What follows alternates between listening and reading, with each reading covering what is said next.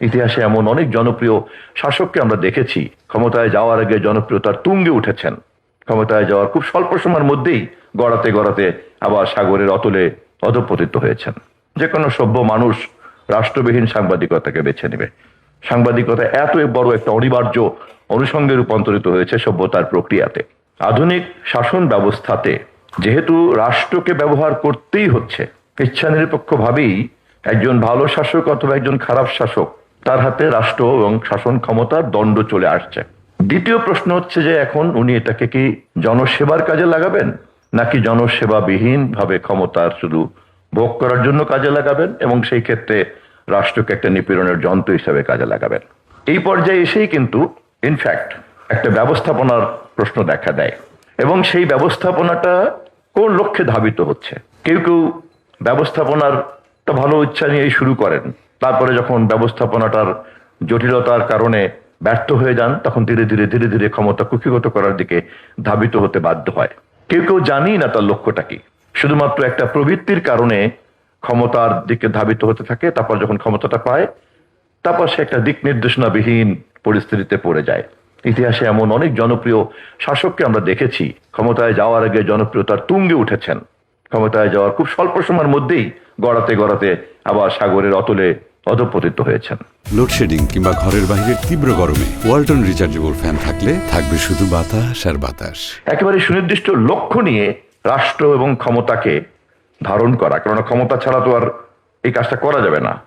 সমাজকে দেয়া দান, সেবা করা, এর পরিবর্তন, সংস্কার, সময়ের সঙ্গে তাল মিলিয়ে সভ্যতার সবচেয়ে গুরুত্বপূর্ণ উপাদান হিসেবে কাজ করা, এর জন্য তো ক্ষমতা লাগবেই, রাষ্ট্র তো লাগবেই। তো রাজনৈতিক প্রক্রিয়া সামগ্রিকভাবেই এই পুরো বিষয়টি নিয়েই রাজনৈতিক প্রক্রিয়া, এবং সে কারণেই এটা একটি সমাজ বিজ্ঞান। সে কারণে এটা যেমন কেবলই সাহিত্য নয়, তেমনি এটা কেবলই কিন্তু পিওর সায়েন্স নয়, সমাজ বিজ্ঞান। স্বামী স্ত্রী যতই কাবিন নামায় চুক্তি করুক, সংসারের শান্তি কিন্তু চুক্তিতে নিহিত থাকে না, এটা সম্পূর্ণই একটা অন্য বিষয়। আবার চুক্তি যেহেতু আছে সে কারণে তা মানামানির একটা বাধ্যবাধকতাও কিন্তু থাকে। ফলে এক মন নিয়ে চলা এক জিনিস, কিন্তু একাধিক মন যখন সহ অবস্থান করতে হয় এবং তা আবার একটা চুক্তি দ্বারা আবদ্ধ থাকে, তখন সেই চুক্তির মধ্যে একটা সুস্থ সুন্দরের মাত্রাকে বজায় রাখা, এটার জন্য কিন্তু একটা সৃষ্টিশীল একটা মনোজগৎ লাগে।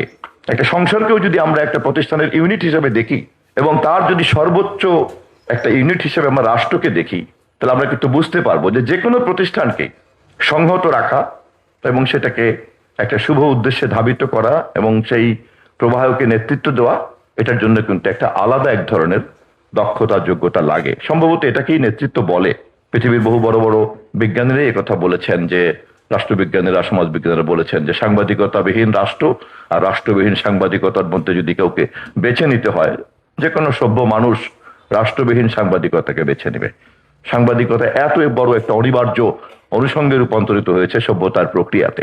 প্রত্যেকের মধ্যে এটা নিষ্পত্তি হওয়া দরকার যে বস্তুনিষ্ঠতাকে নিশ্চিত করা, সত্যকে উদ্ঘাটন করার প্রক্রিয়াটি কি হবে এবং সেই ক্ষেত্রে একটা সার্বজনীনতার মধ্যে আমরা কিভাবে যেতে পারি।